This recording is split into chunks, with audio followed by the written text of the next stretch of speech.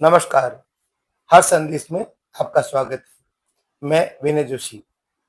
पश्चिम बंगाल के प्रथम चरण का मतदान शांतिपूर्ण ढंग से संपन्न हो गया। छुटपुट घटनाओं को छोड़ दें तो कहीं पर भी तलवारबाजी नहीं हुई, कट्टे नहीं चले, आगजनी नहीं हुई, किसी की हत्या नहीं हुई।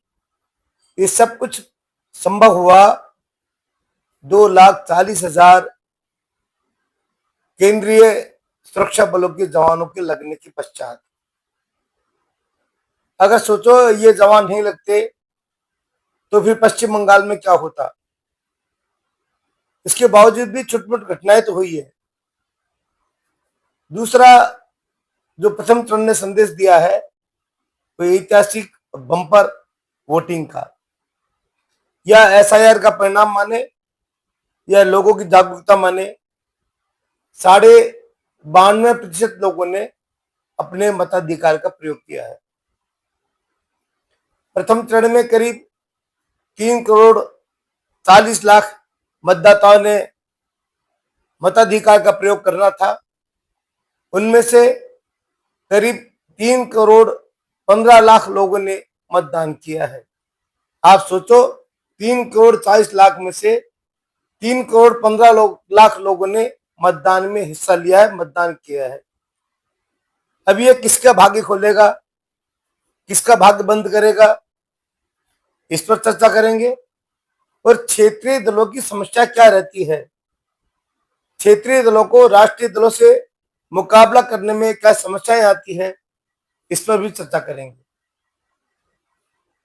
152 विधानसभा सीटों पर मतदान हो चुका है। 16 जिले की 152 सीटें थी। अब दूसरे चरण का जो मतदान होगा उसमें जिले तो 7 है केवल, लेकिन विधानसभा सीट 142 है। मतलब प्रथम चरण में करीब 52% काम हो चुका है मतदान का, और अब 48% काम होना बाकी है। दलों की दृष्टि से देखा जाए तो प्रथम चरण के में भारतीय जनता पार्टी को संघर्ष करना था, अपनी सीटों को बनाए रखना था और बढ़ाना था।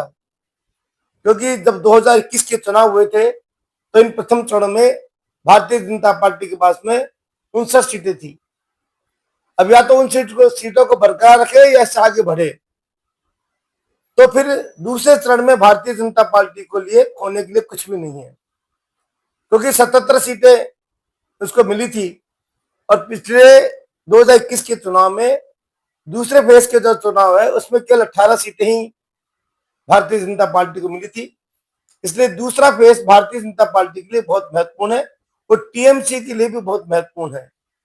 सर्वाधिक अगर नुकसान कहीं होगा दूसरे चरण में तो टीएमसी को होगा, ममता बनर्जी को होगा, क्योंकि इसमें भारतीय जनता पार्टी पूरी ताकत के साथ लगी हुई है और इसमें वो क्षेत्र भी शामिल है जिसमें एसआईआर के अंदर बहुत अधिक नाम कटे हैं।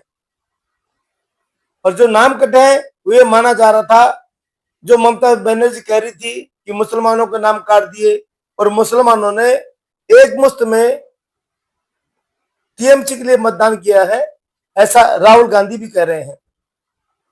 राहुल गांधी के वक्तव्य ने तो ये मान लिया कि भारतीय जनता पार्टी चुनाव जीत रही है, क्योंकि उन्होंने कहा कि जो तुष्टीकरण किए ममता बनर्जी ने उसका सीधा फायदा भारतीय जनता पार्टी को मिल रहा है।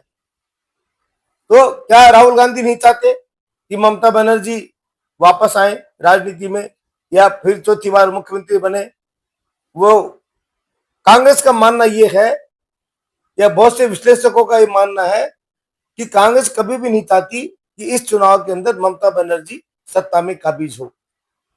अगर ममता बनर्जी चौथी बार पश्चिम बंगाल की मुख्यमंत्री बन गई तो जो इंडिया गठबंधन है उसकी वो अध्यक्ष बनने की कोशिश करेगी, राहुल गांधी को चुनौती देगी। और केजरीवाल पहले से ही राहुल गांधी को चुनौती दे रहे हैं, तो राहुल गांधी के अस्तित्व को खतरा आ जाएगा। इसलिए राहुल गांधी ये नहीं चाहते कि पश्चिम बंगाल में तमिल कांग्रेस जीते, टीएमसी जीते। वो तो चाहते हैं चाहे भारतीय जनता पार्टी जीते चाहे कांग्रेस जीते, कोई जीत जाए, पर ये नहीं जीते। अगर ये जीतेगी तो हमारे लिए समस्या खड़ी करेगी। राजनीति में आदमी सबसे पहले खुद के बारे में सोचता है, बाद में दूसरे के बारे में सोचता है। अब हम चर्चा करते हैं कि जो अधिक मतदान हुआ उसका क्या परिणाम माना जाता है। अधिक प्रतिशत जो निकल रहा है उसका एक कारण ये भी था कि जो मतदाता सूची में ऐसे लोगों के नाम जुड़े हुए थे जिनकी शादियां हो गई, या जो मृत हो गए, या जो दूसरे के चले गए, या एक से अधिक जगह जिनके नाम थे, वो SIR के अंदर ऐसे लोगों के नाम हट गए। जब फालतू नाम हट जाते हैं तो मृत प्रतिशत अपने आप बढ़ जाता है। एक तो कारण ये माना जाता है। दूसरा ये कि सुरक्षा व्यवस्थाएं बहुत मजबूत थी। अगर वो लोग वोट डालने में के लिए निकल गए जो अब तक नहीं डाल पाते थे या डरते थे, या उनके वोटों को कोई दूसरा डालता था, अगर ऐसा हुआ तो समझ लीजिए कि ममता बनर्जी की विदाई हो गई, क्योंकि कहीं पर भी बूथ कैप्चरिंग की घटना सामने नहीं आई। 100 मीटर के दायरे के अंदर जो मतदान केंद्र थे, उसके 100 मीटर के दायरे के अंदर तो कोई घटना ही नहीं घटी, न प्रिय घटनी न प्रिय घटनी, शांतिपूर्ण वहां मतदान हुआ है। सुरक्षा बलों की मुस्तैदी के कारण, चुनाव आयोग की मुस्तैदी के कारण और लाइव रिकॉर्डिंग के कारण, इस सबसे अगर ये निष्पक्ष चुनाव हो गया और जिन लोगों ने अब तक मतदान में हिस्सा नहीं लिया था 2021 के में या इससे पहले के में, और वो मतदान करने के लिए निकल गए, तो फिर समझ लिए उसका फायदा सीधा भारतीय जनता पार्टी को मिलेगा। और ऐसा हुआ कि TMC के कार्यकर्ता ज्यादा उग्र होकर मतदान किया, और जो लोग अब तक सुस्त थे वो अभी भी सुस्त रहे, तो फिर उसका फायदा TMC को मिलता। लेकिन मत प्रतिशत बढ़ा है तो लोगों ने रुचि ली है, ये बात बिल्कुल सही है। क्षेत्रीय दलों की सबसे बड़ी समस्या जो रहती है वो समस्या ममता बनर्जी के साथ भी इस चुनाव में देखी गई है। क्षेत्रीय दलों में एक व्यक्ति तक, एक परिवार तक ही वो पार्टी सीमित रहती है, वहां तक बंधी हुई रहती है। अब तृणमूल कांग्रेस में, TMC में अगर ममता बनर्जी के बाद दूसरा कौन है? कोई नहीं है। तो ममता बनर्जी को ही पूरे राज्य में भगना, पूरे राज्य में चुनाव प्रचार करना, पूरे राज्य में व्यवस्था देखना। समाजवादी पार्टी में अखिलेश यादव के परिवार को हटा दे तो फिर समाजवादी पार्टी में कौन है? कोई नहीं है। बहुजन समाज पार्टी में मायावती बहन जी को हटा दे तो वहां कौन है? कोई नहीं है। ऐसे ही राष्ट्रीय जनता दल RJD है, उसमें अगर लालू प्रसाद यादव के परिवार को हटा दें तो वहां कौन है? कोई नहीं है। यही स्टाइलिंग की स्थिति है, अगर उनके परिवार को हटा दें तो वह कौन है? कोई नहीं है। जो जितने भी क्षेत्रीय दल हैं वो अपनी सेकंड लाइन तैयार नहीं रखते।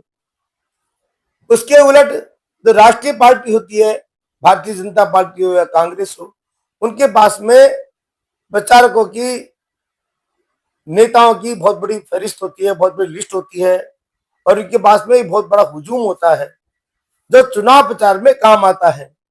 अब भारतीय जनता पार्टी को ले तो पश्चिम बंगाल में प्रधानमंत्री नरेंद्र मोदी है, अमित शाह है, उत्तर प्रदेश के मुख्यमंत्री योगी आदित्यनाथ हैं, आसाम के मुख्यमंत्री हैं।